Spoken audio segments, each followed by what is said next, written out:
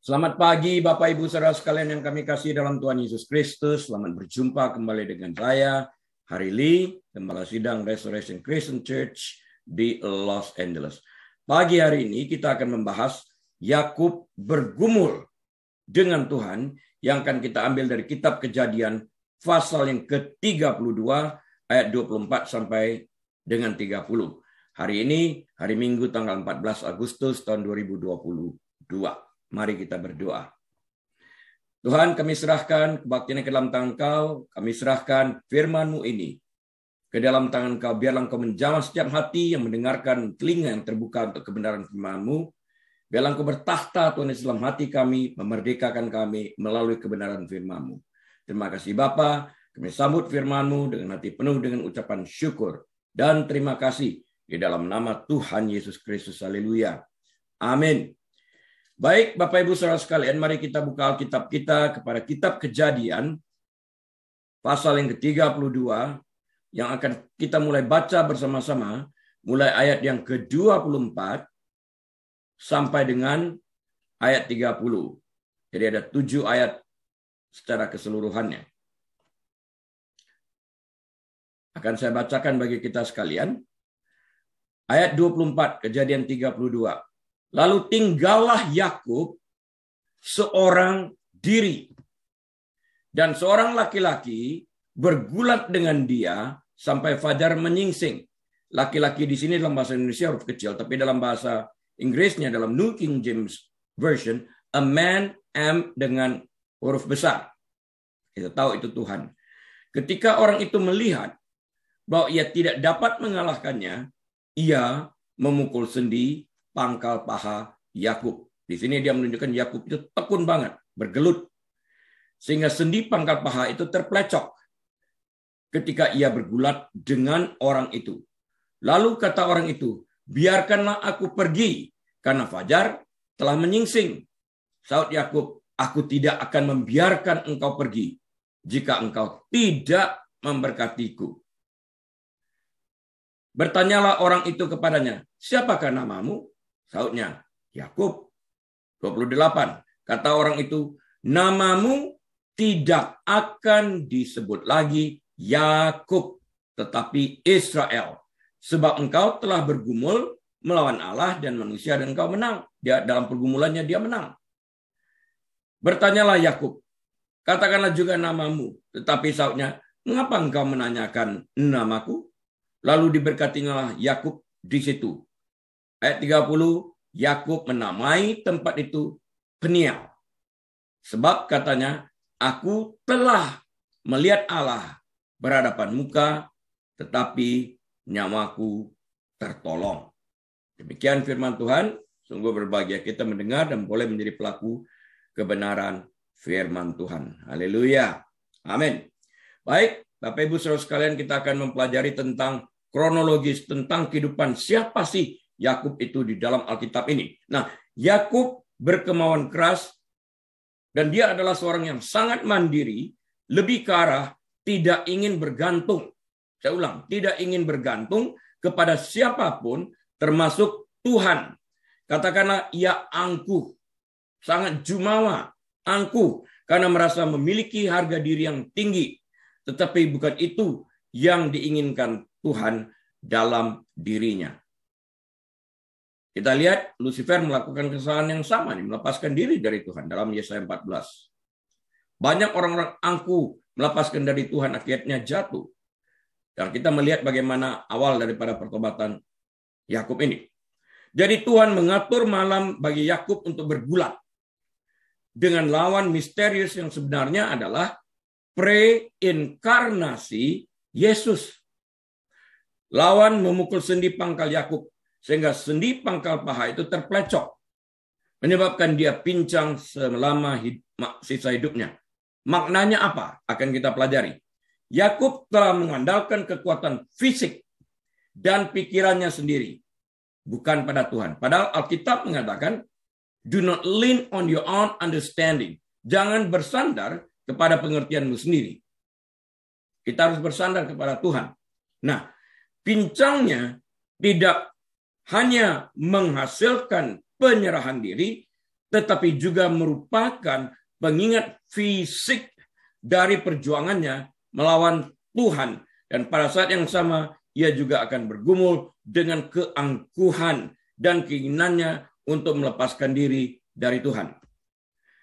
Dan dalam kehancuran kita akibat keangkuhan kita sendiri, masalah yang kita perbuat sendiri, Tuhan sebenarnya bermaksud memberkati kita. Dan dia datang untuk bergumul dengan kita, melawan segala keangkuhan-keangkuhan hidup yang ada di dalam kehidupan kita ini. Karena pada saat kita dapat mengalahkan keinginan daging kita, keangkuhan kita, maka kita akan secara bebas dapat hidup bagi Tuhan. Nah, karena Tuhan adalah Tuhan yang baik, ada tujuan dalam penderitaan kita itu. Sama seperti kita mendisiplinkan anak-anak kita untuk keselamatan mereka dan untuk keuntungan mereka di masa depan. Tuhan juga mendisiplinkan kita sebagai anak-anaknya. Ibrani 12 ayat 5 sampai 11. Mazmur 94 ayat 12. Nah, Wahyu 3 ayat 19 setelah beberapa kali kita kutip juga mengingatkan kita di mana Tuhan berfirman, barang siapa kukasihi, ia kutegur dan kuajar. Sebab itu relakanlah hatimu dan bertobatlah. Jika Tuhan menegur kita, berarti dia mengasihi kita. Dan di dalam teguran itu Tuhan berkata, relakan hatimu. Relakan hatimu untuk ditegur agar terjadi pertobatan di dalam hal ini. Jika hati kita tidak rela untuk ditegur, kita menutup diri, pertobatan tidak pernah terjadi. Ingat Yohanes Pembaptis mengatakan, hasilkanlah buah yang sesuai dengan pertobatan. Kita harus merelakan diri kita menerima masukan, melihat kesalahan, memperbaikinya. Di dalam hal ini. Yes, many times I said during counseling with people, while it is true, God accepts you the way you are, but God will never let you stay the way you are. Ini penting, karena ini akan menghasilkan buah pertobatan di dalam hal ini. Pagi hari ini, kita akan belajar membahas tentang Yakub yang bergumul dengan Tuhan, dan untuk itu pertama-tama kita harus mengetahui siapa Yakub dalam Alkitab. Siapa sosok ini? Bagaimana menjadi seorang Yakub itu? Apa yang terjadi dalam kehidupannya?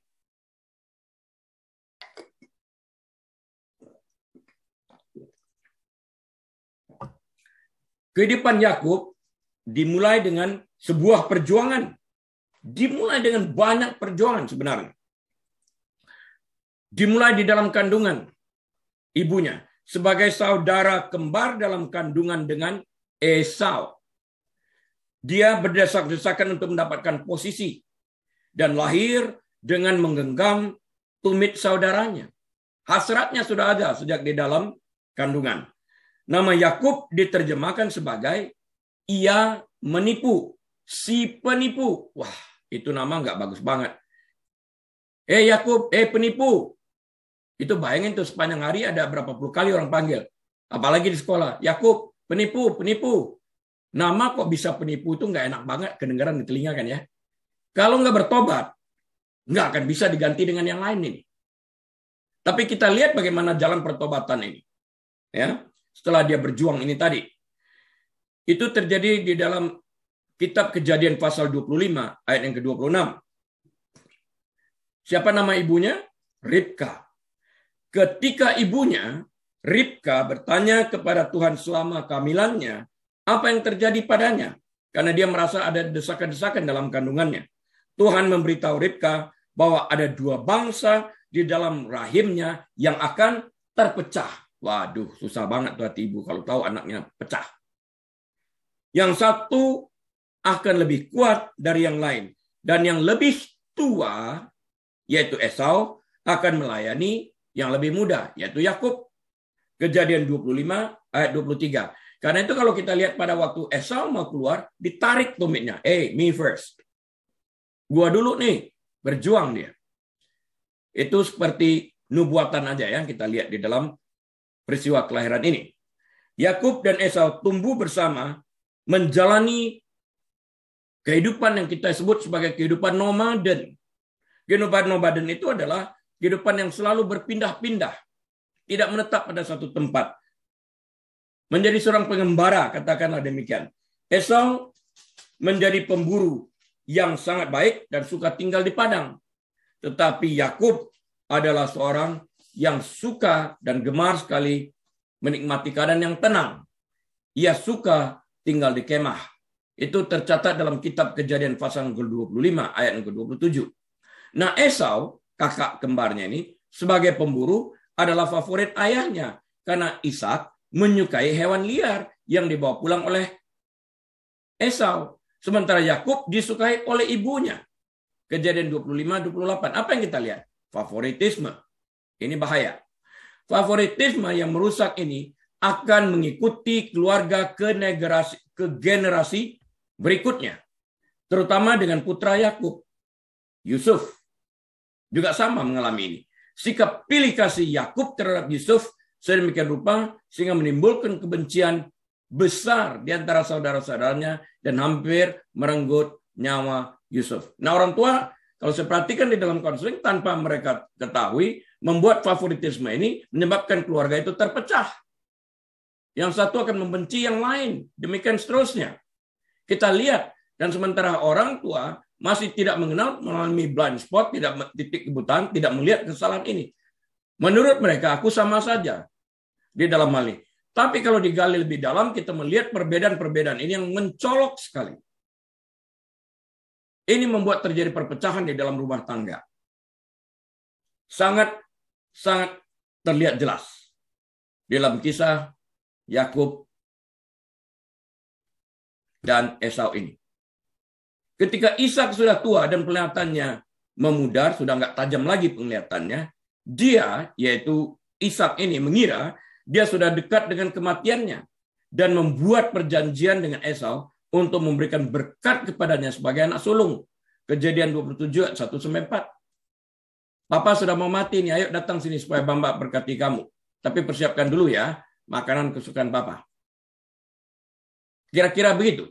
Nah, mendengar ini, Ribka menyusun rencana untuk menipu Ishak agar memberkati Yakub sebagai gantinya, anak favoritnya. Seorang istri, seorang ibu berusaha mencuri berkat bagi anak favoritnya. Bagi Yakub, anak bungsunya. Kita lihat nih, perpecahan dimunculkan dengan sedemikian rupa. Jadi Yakub menerima berkat ayahnya menggantikan Esau. Esau bersumpah dia akan membunuh Yakub segera setelah masa berkabung atas kematian ayahnya berakhir. Tertulis dalam Kejadian 27 ayat 41. Ternyata, rencana manusia berbeda daripada rencana Allah. Kita nggak tahu rencana Tuhan seperti apa. Ya, Ishak pada waktu itu berpikir dia sudah akan mati. Karena itu dia ingin memberkati Esau. Pikirannya seperti itu. Tetapi Ishak tidak meninggal. Dan Ishak masih hidup sampai usia 180 tahun. Wow, panjang banget. 180 tahun masih hidup. Itu tertulis dalam kitab Kejadian 35 ayat 28. 180 tahun dikatakan di sana. Namun Ribka yang telah nguping tadi ini mengetahui rencana Esau dan memberikan Yakub. Ribka juga memberitahu Ishak bahwa Yakub harus mendapatkan istri dari antara bangsanya sendiri. Jadi Ishak mengirim Yakub ke pamannya Laban yang tinggal di tanah leluhur mereka di Haran. Ini semuanya rencana daripada Ribka. Kenapa? Karena dia tahu nanti Esau yang katakan tadi merencanakan sesuatu yang jahat. Jadi dia sudah minta izin dulu kepada Ishak untuk mengirim anaknya ke Laban. Jadi pada waktu ancaman itu keluar, Yakub sudah dikirim menghindar terlebih dahulu. Luar biasa ini si mama nih rencananya. Ya, untuk memberkati anak favoritnya. Tapi tanpa dia tahu anak terpecah. Selama perjalanan Yakub, ia bermimpi sebuah tangga ke surga dengan Tuhan di atas dan malaikat naik dan turun. Nah, Yesus mengatakan yang sama nih kepada Nathanael. Gambaran ini tercermin dalam kata-kata Yesus kepada muridnya. Nathanael tertulis dalam Yohanes 1 ayat 51. Hanya karena aku melihat dan mengatakan engkau berada di bawah pohon ara. Lebih daripada itu engkau akan melihat anak manusia turun dan naik tangga bersama dengan malaikat. Tuhan memberi Yakub kepastian akan kehadirannya dan menegaskan kembali janjinya kepada Abraham. Sebagai hasil dari pengalaman ini, Yakub mengganti nama tempat itu menjadi Bethel, yang berarti rumah Tuhan. Bethel berarti the house of God, rumah Tuhan. Dan dia berjanji untuk melayani Tuhan. Ini efek semua daripada pergumulannya itu.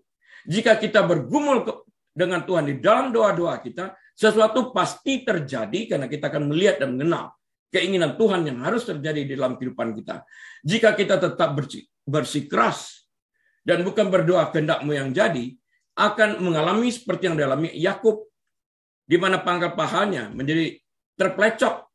Kita akan lihat maknanya nanti sebentar lagi. Setelah Yakub menetap di Haran, Laban menawari pembayaran untuk pekerjaannya yang telah dia lakukan sebagai gembala menjaga ternaknya. Yakub menawarkan untuk bekerja untuk Laban selama 7 tahun sebagai imbalan atas putri Laban, Rahel, yang sangat ia cintai. Namun Yakub menemukan bahwa pamannya Laban juga adalah seorang penipu yang sama seperti dirinya. Karena pada malam pernikahan Yakub, Laban mengganti putri sulungnya, Lea, dengan Rahel. Jadi bukan Rahel yang diberikan sebagai istri, tapi Lea di dalam hal ini. Ini kita perhatikan, si penipu ditipu. Dia menipu kakaknya Esau, dia tipu pamannya Laban. Nanti Laban juga dibohongin anaknya Rahel ini. Terus aja. Apa yang ditabur, itu yang dituai. Tapi perjalanan Yakub yang saya katakan tadi, sampai menjelang fajar menyingsing, laki-laki ini ada yang adalah preinkarnasi pada Yesus, memukul pangkal pahanya sehingga dia terplecok. Kenapa?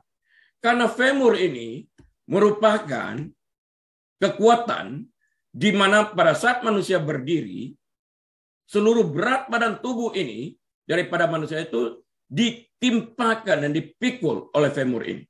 Nah, dia berpikir aku bisa sendiri. Aku bergantung kepada diriku sendiri. Aku nggak perlu orang lain. Aku nggak perlu sahabat. Aku nggak perlu kerabat. Aku nggak perlu Tuhan. Dia bikin terplecok sehingga dia sekarang tidak dapat bersandar kepada dirinya sendiri karena tidak ada tahanan yang dapat di mana dia dapat bertumpu. Karena itu sekarang dia mulai bersandar kepada Tuhan. Di dalam pergumulan ini dikatakan Yakub menang dalam arti dia dapat melihat ini, mengalahkan kedangingannya, mengalahkan kesombongannya, sehingga dia berserah kepada Tuhan. Luar biasa. Namun, dalam perjalanan yang kita lihat, setelah Yakub ini ditipu oleh Laban pamannya, dengan memberikan Lea anak pertamanya, dikatakan nggak biasa ini di dalam kebudayaan kita. Masa anak kedua memotong anak pertama? Enggak, anak pertama dulu harus kawin. Kebudayaannya mirip-mirip dengan orang Tionghoa. Nah, ini telah terjadi. Akhirnya Laban setuju untuk juga memberikan Rahel, adiknya Lea, untuk menikah dengan Yakub dengan syarat bekerja 7 tahun lagi. 14 tahun. Jadi Laban setuju untuk memberikan Yakub, Rahel juga, asalkan Yakub menyelesaikan minggu pernikahan dengan Lea sebelum mengambil Rahel sebagai istri, dan kemudian bekerja 7 tahun lagi untuknya. Yakub menyetujui rencana itu. Sementara kedua wanita itu tetap menjadi istri Yakub, Yakub lebih mencintai Rahel daripada Lea. Kejadian 29:30. Favoritisme lagi di sini. Sumber perselisihan keluarga yang berkelanjutan. Ini preferences. I prefer. Begitu kira-kira dalam bahasa Inggrisnya. Sementara Rahel mandul, masalah lagi ya. Lea melahirkan putra sulung Yakub dan diberi nama Ruben. Ini anak pertamanya. Ya. Kita dapat mengetahui berdasarkan kenyataan yang tercatat dalam Alkitab bahwa setelah Ruben lahir, Yakub masih memiliki 11 anak laki-laki lagi. Bukan hanya dari Lea, tapi juga dari 2 hamba perempuan mereka, dan nanti juga dari Rahel. Ya kan? Anak terakhir selain Yusuf yang lahir dari Rahel adalah Benjamin, anak sulung laki-laki. Anak-anak ini akan menjadi nenek moyang dari 12 suku Israel. Dari garis keturunan Yakub yang memiliki 12 anak. Jadi kalau membaca Alkitab dibilang 12 suku Israel, ini asalnya dari Yakub. Setelah kelahiran Yusuf, anak pertama Rahel yang merupakan anak laki-laki Yakub yang ke-11, Yakub meminta Laban untuk mengirimnya kembali ke kampung halaman. Ya, kampung halamannya. Laban meminta Yakub untuk tetap tinggal dan menyuruhnya menyebutkan upahnya. Kalau tinggal sini apa sih? Upahmu apa? Apa yang harus aku berikan kepadamu? Yakub ini kan cerdik. Lantas dia berkata seperti ini. Yakub hanya meminta domba dan kambing yang berbintik-bintik dan berbelang-belang. Dan semua domba dan kambing yang berbintik-bintik dan berbelang-belang dari semua kawanan ternak Laban yang dia pelihara akan menjadi bagian Yakub. Ini perjanjian antara Laban dan Yakub. Tidak jelas bagaimana atau mengapa itu berhasil, tetapi Yakub meletakkan daun hijau dari pohon hawar, pohon badam, dan pohon berangan. Dikupasnya dandan itu sehingga berbelang-belang sampai yang putihnya kelihatan. Ayat 38, ia meletakkan dandan yang dikupasnya itu ke dalam palungan di dalam tempat minum, kemana kambing domba itu datang minum, sehingga tepat di depan kambing domba itu. Adapun kambing domba itu suka berkelamin pada waktu datang minum. Itu semua tercatat dan tertulis dalam Kejadian 30 ayat 37 dan 38. Bagaimana mekanisme kerjanya kita tidak tahu, tapi ini yang terjadi dan itu menghasilkan kambing domba yang berbintik-bintik berbelang-belang hitam ini. Tidak jelas bagaimana atau mengapa itu berhasil, tapi yang pasti Yakub berhasil mendapatkan kambing dan domba yang berbintik-bintik dan berbelang-belang pada saat ia meletakkan daun hijau dari pohon hawar, pohon badam, dan pohon berangan itu.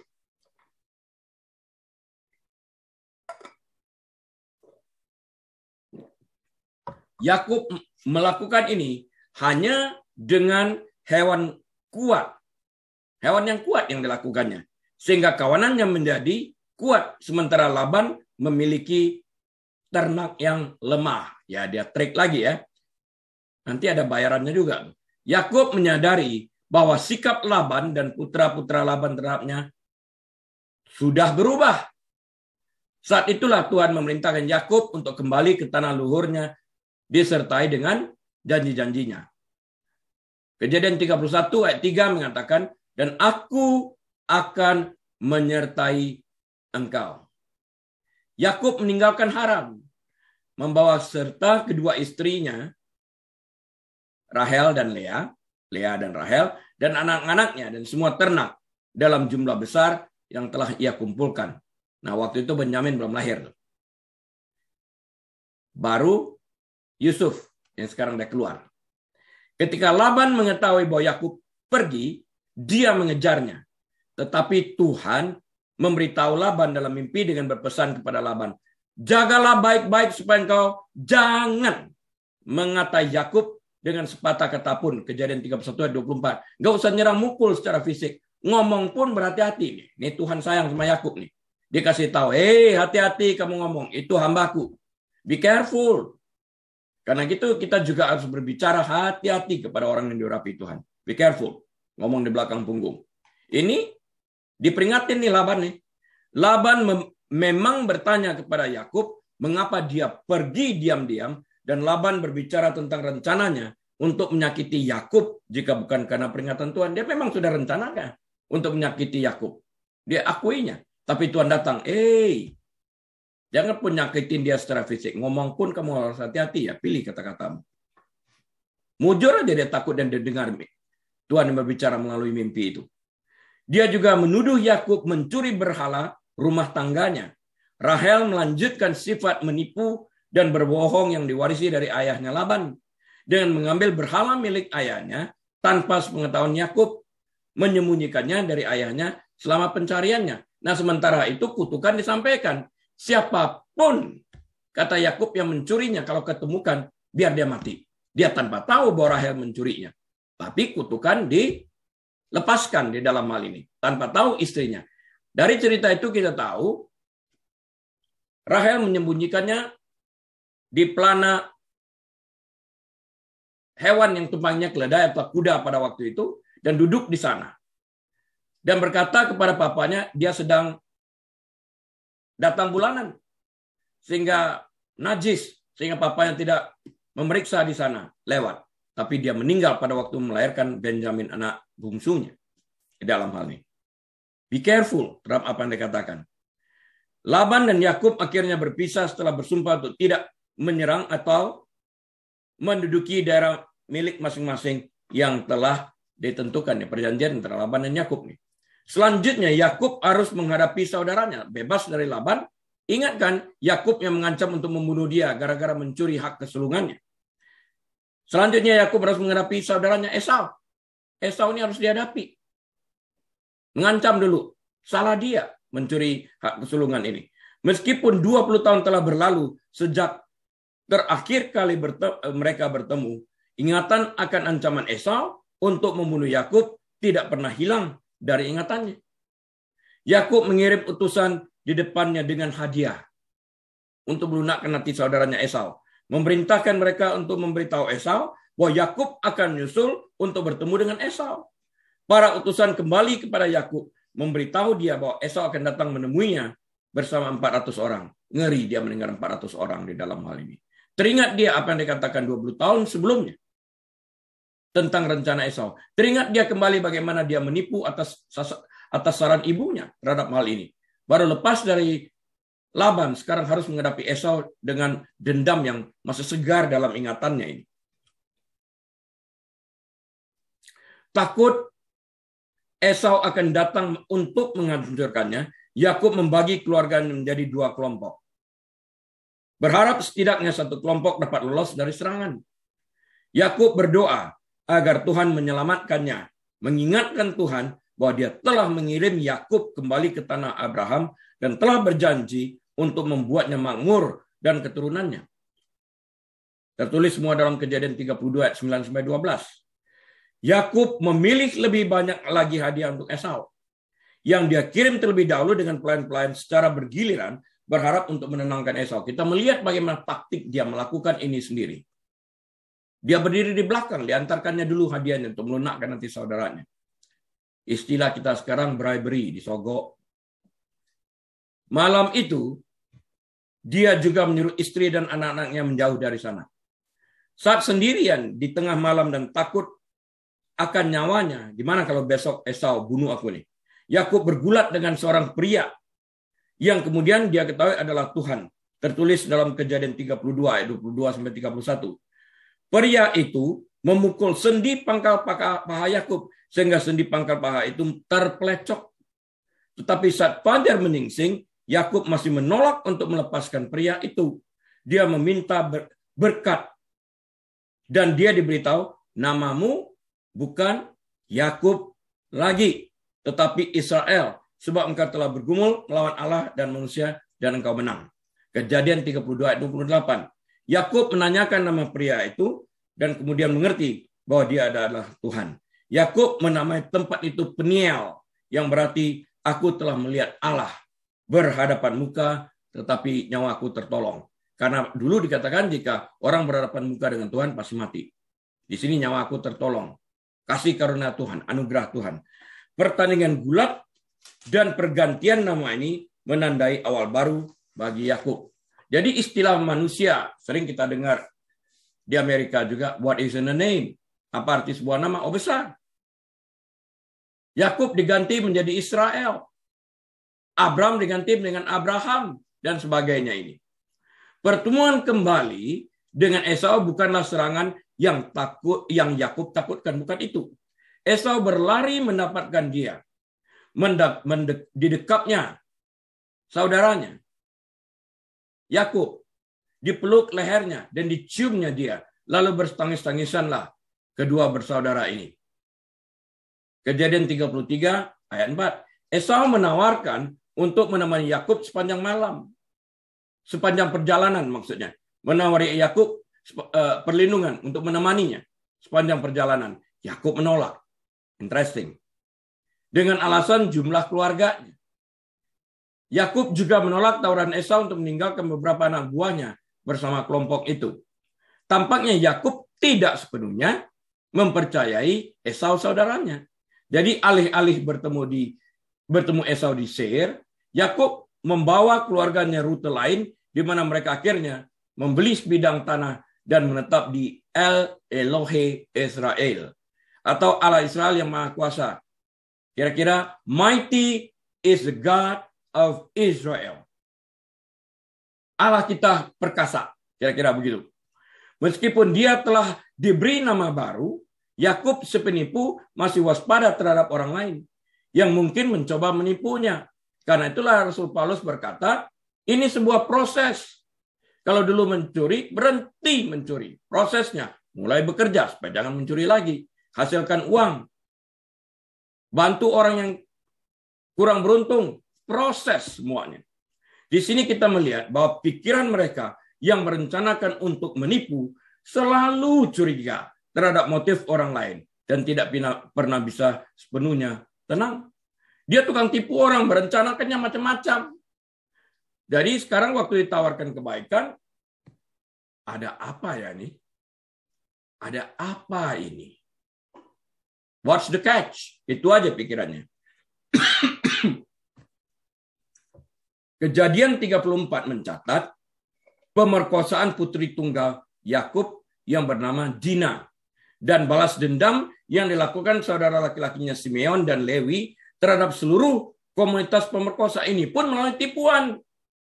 Keluarga ini turun-temurun sikapnya menipu.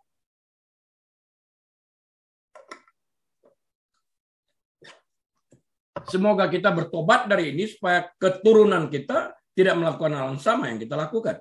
Ini penting.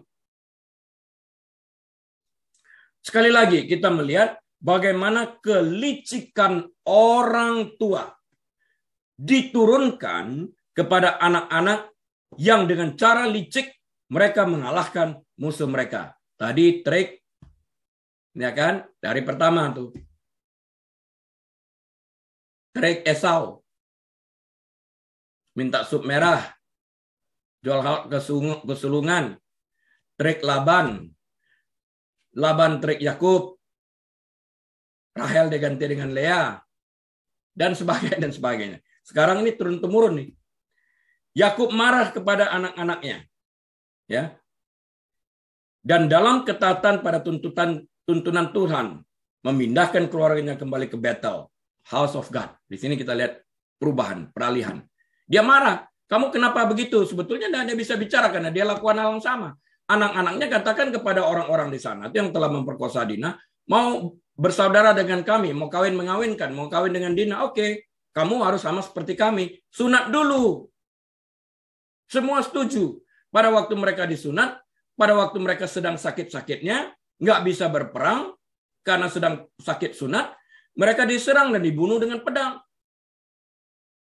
Ini cara trik mereka untuk menipu.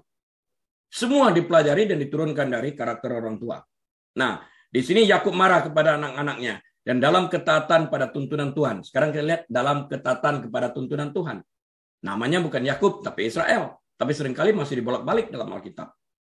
Memindahkan keluarganya kembali ke Bethel yang berarti the house of God. Rumah Tuhan, di mana Tuhan muncul kembali kepada Yakub dan menegaskan berkat-Nya. Dalam pertemuan Yakub dengan Tuhan, dia menerima janji bahwa raja-raja dan bangsa akan datang darinya dan bahwa tanah yang telah Tuhan janjikan kepada nenek moyangnya, Abraham dan Ishak, akan menjadi milik pusakanya. Karena itu Allah Abraham, Allah Ishak, dan Allah Yakub kita lihat di sini. Allah yang hidup, janjinya ya dan amin, kekal selamanya. Kita lihat kapan itu terjadi pada Yakub, saat Yakub percaya akibat pangkal pahanya terplecok tadi, dia berserah kepada Tuhan, tidak bergantung kepada dirinya sendiri, sekarang mulai memindahkan keluarganya, mengkristenkan dalam istilah hari ini, mendekatkan anak-anak mereka kepada Tuhan, dengan membawa mereka ke gereja, ke Bethel, House of God, rumah Tuhan. Kita lihat, ada sebuah perubahan terjadi. Yakub dan keluarganya kemudian pindah dari Bethel ke Migdal Eder. Lihat Kejadian 35 ayat 21. Dalam perjalanan Rahel melahirkan putra keduanya, anak ke-12 Yakub yang bernama Benjamin. Rahel meninggal saat melahirkan Benyamin. Ingat kutukan tadi? Yakub dipertemukan kembali dengan ayahnya Ishak di Mamre. Ketika ayahnya meninggal, Yakub dan Esau yang bermusuhan ini menguburkannya. Seringkali kita melihat ini. Percecokan, pertengkaran dipersatukan melalui kematian. Kita lihat. Ishak. Demikian juga kan? Waktu Abraham meninggal. Dia bermusuhan dengan anak Agar. Siapa nama anak Agar? Tidak hilang di kepala saya.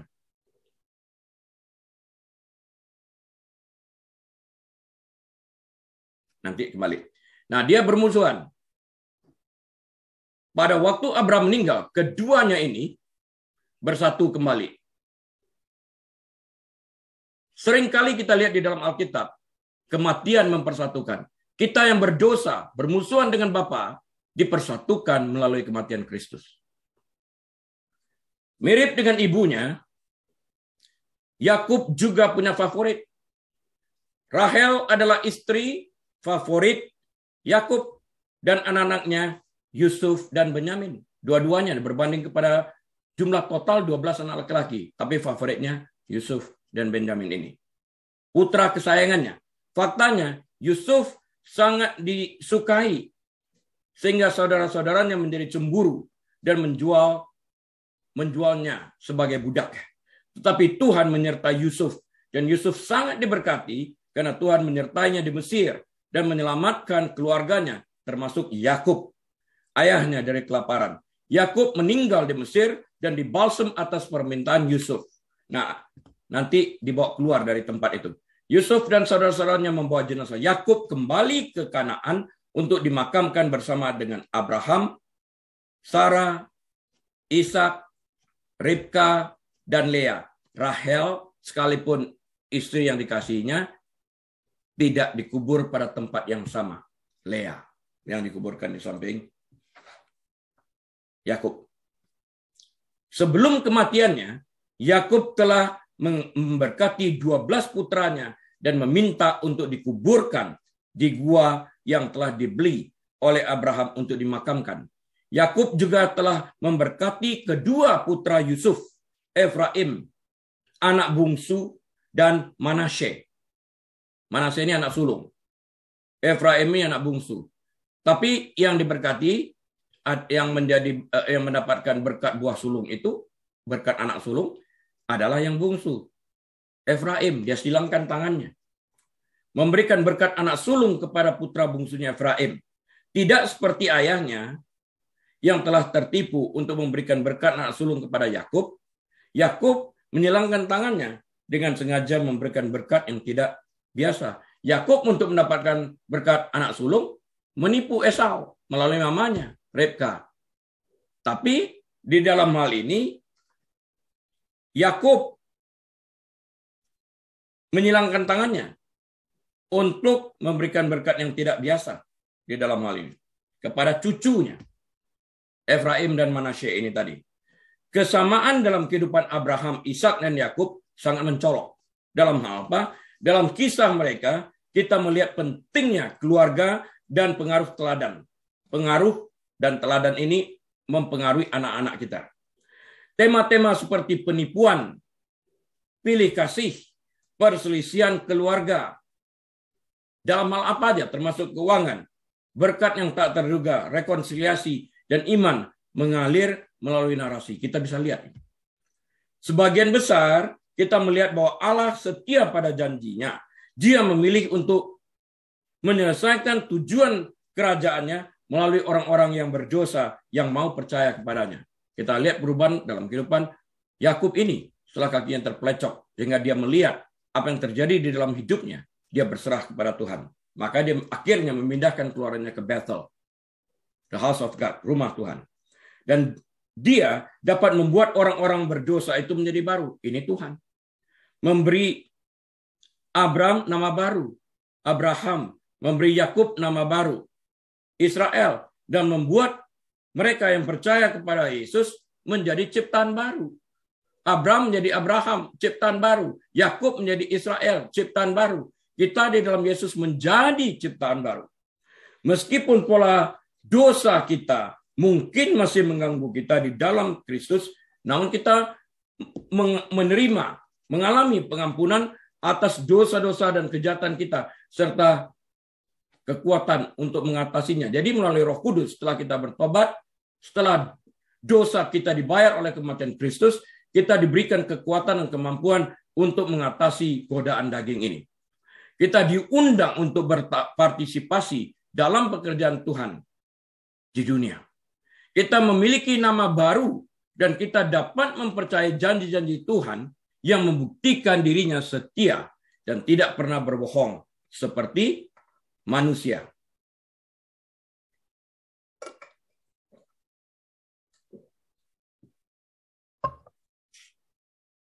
Apa arti dari pergumulan Yakub dengan Tuhan?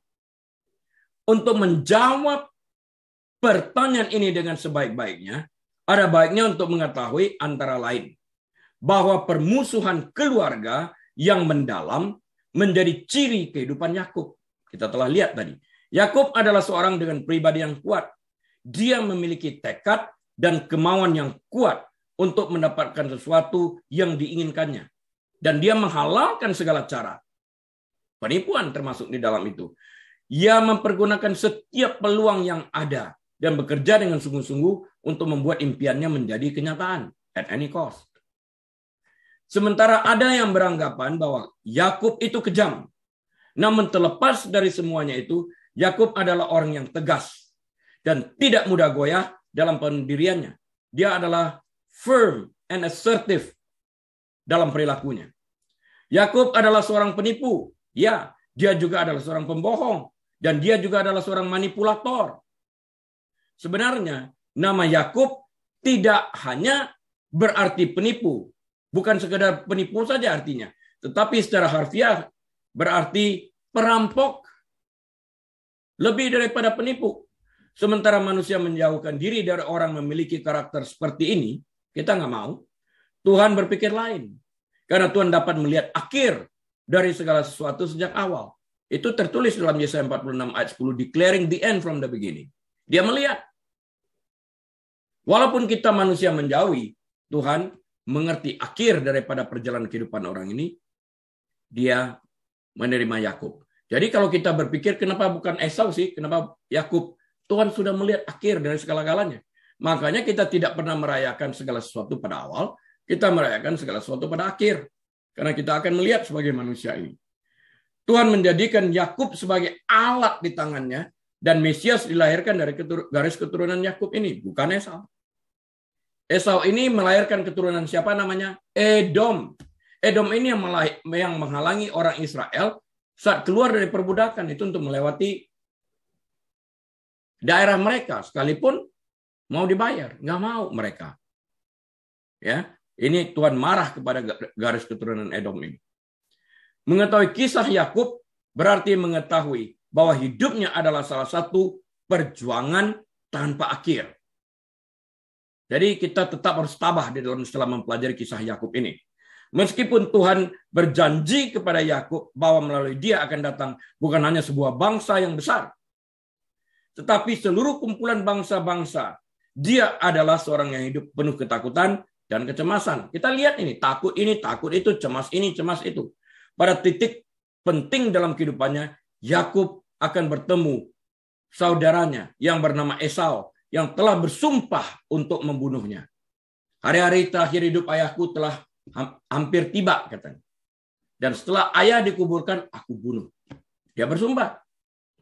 Dia ingat, itu didengar Ribka. Dia tahu itu. Semua perjuangan dan ketakutan Yakub akan segera terwujud. Muak dengan perlakuan ayah mertuanya yang menipu dia, mengurangi gajinya, dikatakan dan sebagainya. Yakub telah melarikan diri dari Laban hanya untuk bertemu dengan saudara laki-laki yang sakit hati, Esau. Istilah bahasa Indonesianya, lepas mulut singa, masuk mulut buaya. Maju kena, mundur kena. Di dalam hal ini. Dari sisi yang satu, Esau menunggu. Dari yang sisi yang lain, Laban mengejar. Masih ingat, di depan waktu Musa membawa orang Israel keluar, di depan Laut Merah, dari belakang tentara Firaun. Tapi Tuhan berkuasa belah Laut Merah. Itu. Percaya kepada Tuhan, aman. Menggantungkan kepada kemampuan sendiri, ya tahu akibatnya.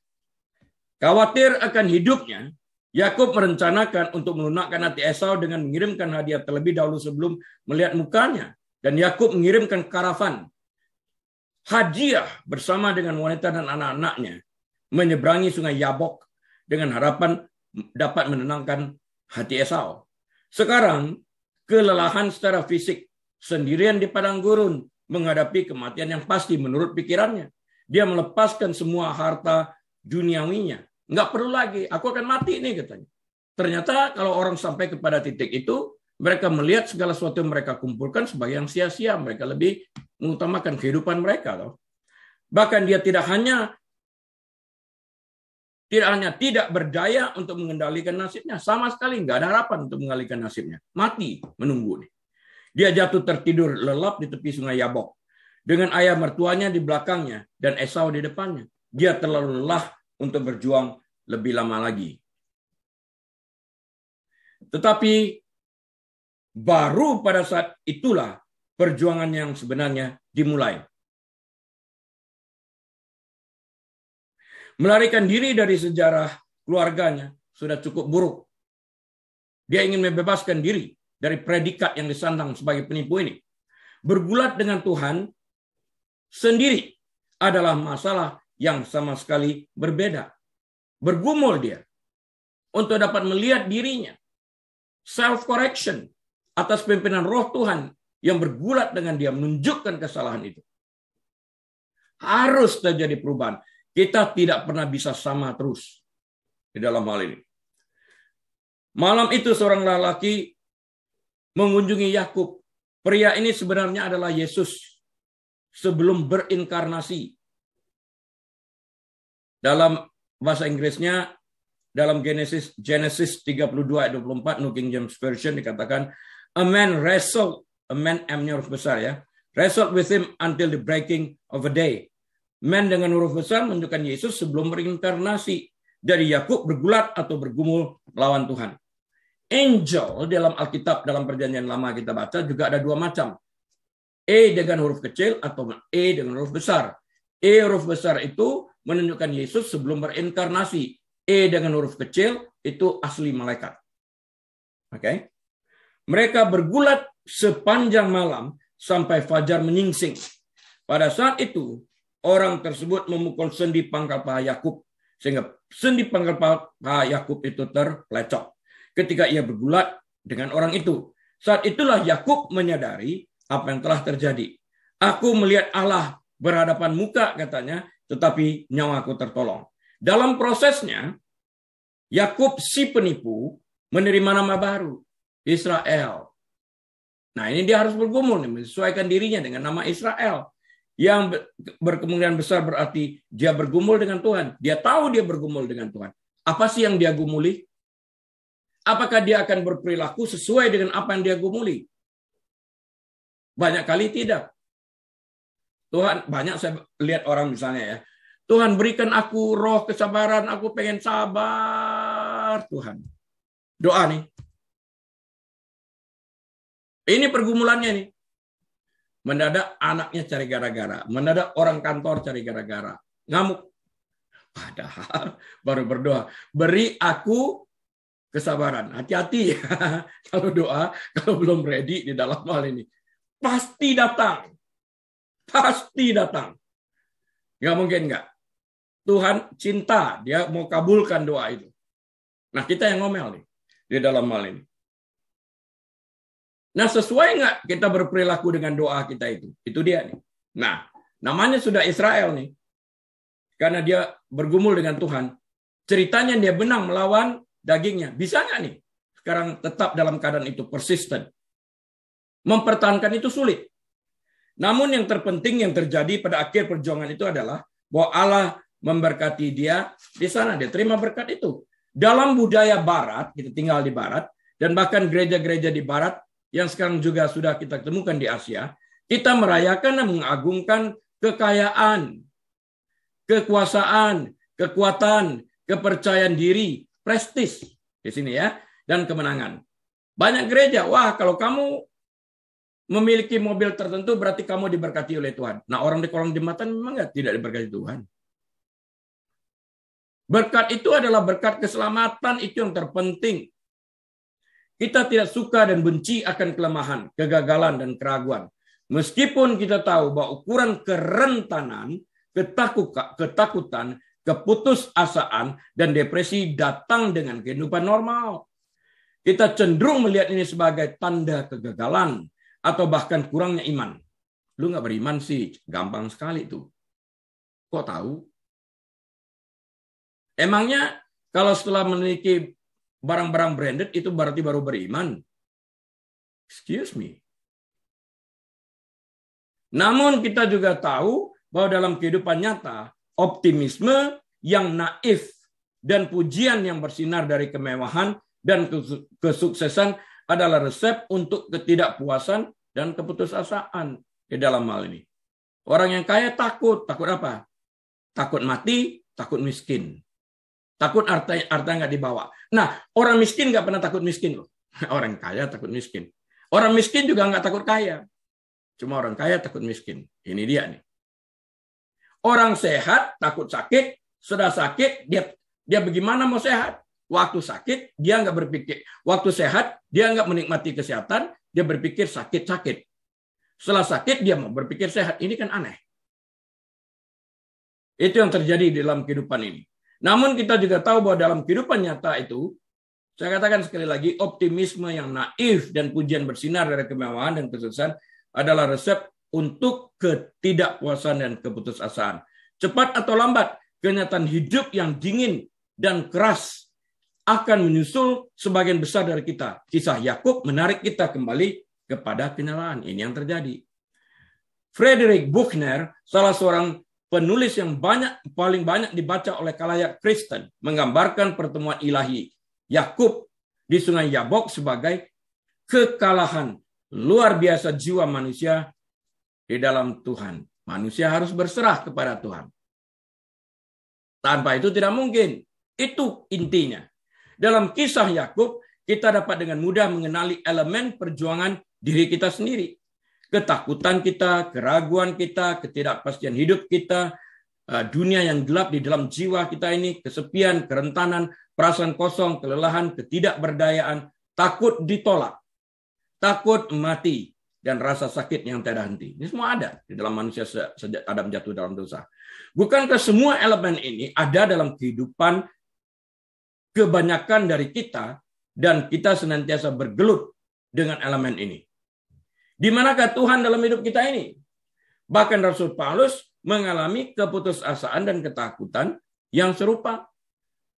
Dia katakan dalam 2 Korintus 7 ayat 5, bahkan ketika kami tiba di Makedonia, kami tidak beroleh ketenangan, bergumul dia, bagi tubuh kami. Di mana-mana kami mengalami kesusahan, bergumul lagi. Dari luar pertengkaran, dan dari dalam ketakutan. Diakui itu, dari dalamnya juga ada ketakutan, bukannya tidak. Saya juga mengalami hal yang sama dari waktu ke waktu.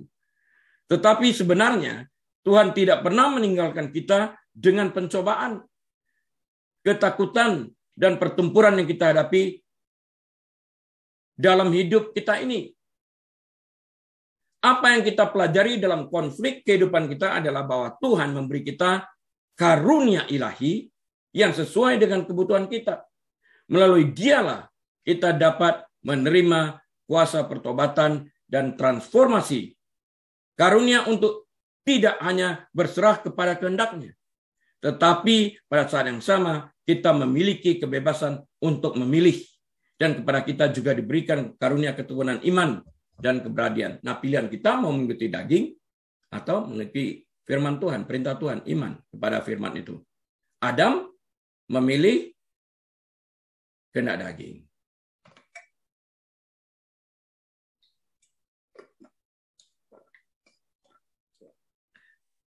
Pada akhirnya Yakub melakukan apa yang harus kita semua lakukan. Dia menghadapi kegagalannya, kelemahannya, buah dosa dan kejahatannya, semua hal yang menyakitkannya, dan menghadap Tuhan setelah itu. Nggak bisa enggak. Yakub bergumul dengan Tuhan sepanjang malam. Itu adalah perjuangan yang melelahkan, yang membuatnya lumpuh. Hanya setelah dia berserah sepenuhnya kepada Tuhan dan berhenti berjuang, mengandalkan kekuatannya sendiri, menyadari bahwa dia tidak dapat melanjutkan kehidupannya tanpa Tuhan, dia menerima berkat Tuhan. Kejadian 32:29. Kapan berkat Tuhan itu terjadi? Sebelum atau setelah kakinya terplecok? Setelah. Artinya apa? Setelah dia berserah kepada kehendak Tuhan. Setelah dia mengalahkan keangkuhannya. Setelah dia mengalahkan kedangingannya. Berkat itu mengalir dalam kehidupannya. Perubahan terjadi. Setelah itu namanya diganti dari Yakub penipu menjadi Israel. Orang bergelut dengan Tuhan ini. Apa yang kita pelajari dari kejadian luar biasa dalam kehidupan Yakub ini adalah bahwa hidup kita tidak pernah dimaksudkan untuk menjadi mudah tanpa Tuhan. Nggak mungkin. Hal ini terutama benar ketika kita mengambil tanggung jawab untuk bergulat dengan Tuhan dan kehendaknya bagi hidup kita. Kita juga belajar bahwa sebagai orang Kristen, terlepas dari pencobaan dan kesengsaraan kita, perjuangan kita dalam hidup ini tidak pernah, saya katakan, tidak pernah terlepas dari hadirat Tuhan. Dan berkatnya pasti mengikuti setiap perjuangan yang kita hadapi, yang terkadang bisa kacau dan berantakan di dalam hidup kita. Pengalaman pertumbuhan yang nyata selalu melibatkan perjuangan dan rasa sakit di dalam hal ini. Pergumulan Yakub dengan Tuhan di Yabok pada malam yang gelap itu mengingatkan kita akan kebenaran ini. Meskipun kita mungkin melawan Tuhan dan kehendaknya bagi kita sebenarnya. Tuhan itu sangat baik. Dia mempunyai rencana baik dan dia tahu yang terbaik bagi kita. Baca aja Yeremia 29:11. Tuhan tidak pernah merancangkan yang jahat, tapi sesuatu yang indah dalam kehidupan kita ini. Percayakah kita? Nah, waktu itu kita bisa berserah. Sebagai orang percaya di dalam Kristus, kita mungkin bergumul dengan Tuhan melalui kesepian malam. Tetapi menjelang fajar, berkatnya akan datang pada saat kita berserah. Mengapa Tuhan memukul pangkal paha Yakub? Tulang menunjang berat badan seseorang adalah femur yang terdapat pada paha. Femur memiliki tugas yang sangat penting, yaitu menahan beban tubuh saat berdiri dan saat bergerak. Menstabilkan kita saat bergerak. Menghubungkan otot, tendon, dan ligamen di pinggul dan lutut ke seluruh tubuh kita. Dapat dibayangkan apa yang terjadi jika femur itu cedera. Femur Yakub terplecok seperti yang tertulis dalam Kejadian 32:25. He touched the socket of his hip, and the socket of Jacob's hip was out of joint as he wrestled with him. Jadi tulang pangkal pahanya ini, femurnya keluar dari soketnya. Oke? Dia berbentuk seperti begini, keluar dari soketnya. Nggak bisa menunjang berat badannya lagi. Dengan femur yang keluar dari soketnya, Yakub tidak akan mungkin bisa berdiri lagi. Femurnya tidak dapat berfungsi lagi sebagaimana mestinya untuk menahan berat tubuh Yakub. Hal ini berarti Yakub tidak dapat bergantung kepada kemampuan, kekuatan, pengertian, dan kehendak dirinya sendiri. Ia membutuhkan orang lain untuk menopang dirinya agar ia dapat bersandar. Ia harus bersandar penuh kini pada Tuhan, seperti yang tertulis dalam Amsal 3 ayat 5 dan 6. Percayalah kepada Tuhan dengan segenap hatimu. Saya ulang, percayalah kepada Tuhan dengan segenap hatimu. Dan janganlah bersandar kepada pengertianmu sendiri. 6. Akuilah dia dalam segala lakumu. Jangan cari kredit. Kalau Tuhan katakan Tuhan yang menolong aku, maka ia akan meluruskan jalanmu. Kesimpulan saya, summary. My closing statement. Nama Yakub berarti apa tadi? Penipu. Berapa puluh tahun dia hidup dengan nama itu. Mendarah daging dalam kehidupannya. Sejak dari dalam kandungan. Tampaknya menjadi ciri sebagian besar kehidupan Yakub. Tetapi dia juga orang Israel. Yang kepadanya Allah membuat janji-janji yang kepadanya dia tetap setia. Tuhan menampakkan diri kepada Yakub. Luar biasa. Dan Yakub mempercayai janji-janji Tuhan. Terlepas dari kesalahan Yakub, Tuhan memilih dia untuk menjadi pemimpin bangsa besar yang masih menyandang namanya hingga hari ini. Mesias dari keturunan ini. 12 suku Israel dari keturunan dia. Kecil kemungkinan kita akan tahu banyak tentang Yakub yang tampaknya berada di tengah-tengah peristiwa, sementara pemain kuncinya adalah orang-orang di sekitarnya. Tidak ada hikmat atau keberanian yang besar dalam diri Yakub untuk dibicarakan. Nggak ada. Dan kita tergoda untuk melihatnya sebagai alat yang pasif di tangan Tuhan. Jika kita tergoda untuk berpikir bahwa karena kita tidak berada dalam sorotan, melakukan tindakan besar bagi Tuhan, kita tidak penting baginya, maka kita harus mempertimbangkan kehidupan Yakub dan mengetahui bahwa terlepas dari kegagalan kita, Tuhan dapat dan akan masih menggunakan kita dalam rencananya. Amin. Jadi jangan memikir, wah nama aku nggak tenar, nama aku nggak besar, kelihatan Tuhan nggak butuh aku. Bukan itu. Akhir daripada segala sesuatunya, Tuhan dipermuliakan jika kita bersedia dipakai sebagai alat di tangannya. Amin. Mari kita berdoa. Tuhan Yesus, kami terima kasih kebaikan Engkau di dalam kehidupan kami. Hamba-Mu telah berhenti berbicara. Roh Kudus, Engkau melanjutkan ini, berbicara dalam hati kami, mengetuk pintu hati kami, sehingga kami bisa menghasilkan buah pertobatan di dalam kehidupan kami. Jemaat yang dikasihi Tuhan, mari kita buka hati kita dan angkat kedua tangan kita. Terimalah berkat Tuhan.